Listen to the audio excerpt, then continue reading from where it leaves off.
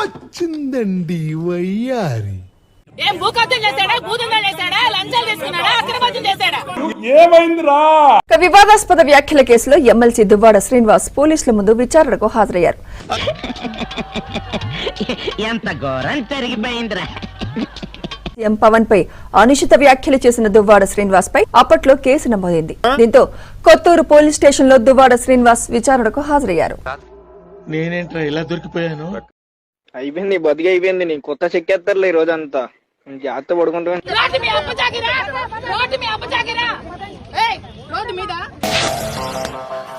ఆడదాను విన నువ్వు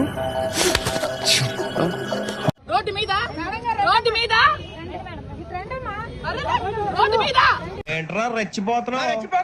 ఏం చేస్తావా? కొడతావా? కొడతావా? కొట్టాలంటే పెద్ద ఆలోచించారా? చూసావా ఎంత సింపుల్? మా నాయకుడు బయటికి రాకపోతే మా కార్యకర్తల ఆత్మాహుతి దాడికి కూడా వెనకాడరు.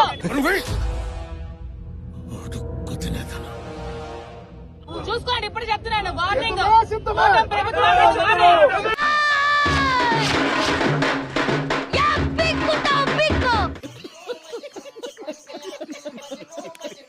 ప్రజలు నాకు సబ్స్క్రైబ్ చేయండి. మళ్ళా అడుగుతున్నా, నేను సిగ్గు లేకుండా అడుగుతున్నాను. సబ్స్క్రైబ్ చేయండి, చేయండి, చేయండి. నా ఆవేదనను అర్థం చేసుకోండి. లంచాలు తీసుకున్నాడా, అక్రమార్జన చేశాడా, అధికార దుర్వినియోగం చేశాడా, ఏం చేశాడని అరెస్ట్ చేస్తారు.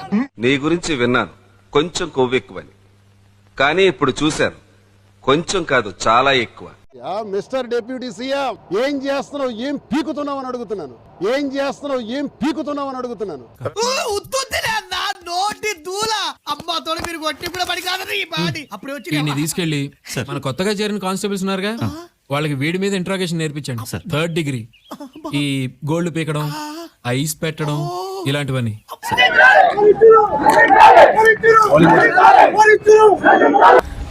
ఆగిపోయా అరు ఏంటంటున్నారా? ఆ గొంతేంటో నీ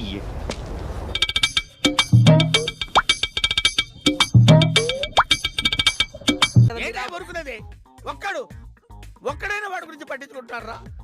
చూడరా, కన్న తండ్రి కన్నా ఎక్కువ బాధపడతాం. ఒక సిట్టింగ్ ఎమ్మెల్సీని ఇంతసేపు కూర్చోబెట్టారండి. ఉదయం 11 గంటలకు మేము వస్తే ఇంతవరకు అతనికి పచ్చి మంచినీళ్ళు లేదు స్టేషన్ లో. ఎంత ఘోరం జరిగిపోయిందిరా. ఏం చేశాడని నేను సేఫ్ స్టేషన్ లో కూర్చోబెడుతున్నారు, అడగండి. ప్రజలారా అర్థం చేసుకోండి, కూటమి ప్రభుత్వంలో ఒక ఎమ్మెల్సీకి రక్షణ కరువైతే సామాన్య మానవుడు పరిస్థితి ఏంటి?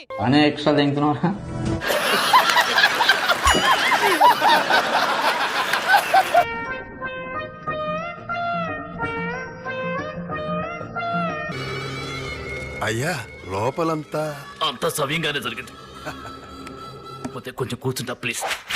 Thank you. ఏమైందయ్యా? మేకు తించారా, తీయటం మర్చిపోయారు.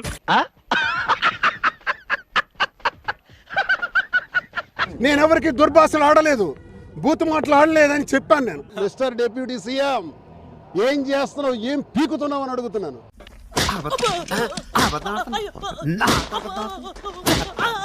దానికి సంతకం పెట్టమంటున్నారు, పెట్టకపోతే మళ్ళీ 4-5 రోజుల్లో రమ్మంటున్నారు. మొత్తం లాగేశారు కదా, ఏమీ లేదు అక్కడ. ఆడికి అలాగే అవ్వలేరా? ఇప్పుడు పెడితే రానివ్వరు, మరక్కర్లేదు. పెట్టలేదు కాబట్టి మళ్ళీ 5 రోజుల్లో రమ్మన్నారు. ఏమిటి దారుణం అని అడుగుతున్నాను. మొదలైంది. స్కీమ్ ఏంటో అర్థం కావట్లేదు. ఇంతకు ముందు ఆయన గేముకు బాధితులయ్యాం, ఇప్పుడు ప్రేక్షకులు అవుదాం, ఎంజాయ్ చేద్దాం. మీ చేత ఈ పని చేయించిన అచ్చెన్నాయుడు నాడే, ఆడు నాకు టార్గెట్, ఆడు నాకు టార్గెట్, ఆడు నాకు టార్గెట్. ఏం వేస్తావురా వీడిని? వీడి గెటప్ కమెడియన్ రా.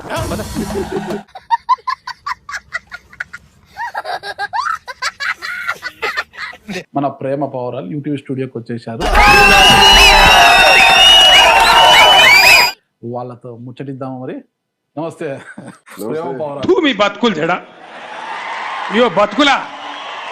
మీరు ఎన్ని కామెంట్స్ చేసుకున్నా, ఎన్ని ట్రాల్స్ చేసుకున్నా, ఎన్ని సెటైర్లు వేసుకున్నా, లైలా మజ్ను, దేవదాసు పార్వతి తర్వాత దువ్వాడ శ్రీనివాస్ మాధురి చరిత్రలో చూస్తారు. నే ముఖానికో ప్రేమ, పెళ్లి దానికో ఫ్లాష్ బ్యాక్.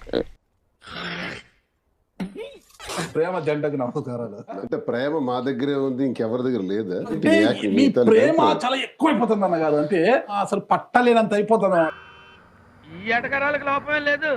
ఇంత లేటు వయసులో ఇంత ఘాటు ప్రేమ ఉంటుంది. ప్రేమకి లేటు ఇవన్నీ ఉండవు నాకు రజన. ఈ మధ్య మనం బాగా ఓవర్ అయిపోతున్నాం బాబు. తప్పే ఉందే, వయసులో ఉన్నవాళ్ళు చేసే పనేకైతే. ఆవిడేమో ఇంటర్వ్యూలో ముసలోడే గాని మహానుభావుడు అంటే. ఎంతో మంది అందగాళ్ళు ఉండొచ్చు, ఎంతో మంది డబ్బున్న వాళ్ళు ఉండొచ్చు, కానీ Duvvada Srinivas one and only piece. వాడి సెల్లు అంత నచ్చిందా?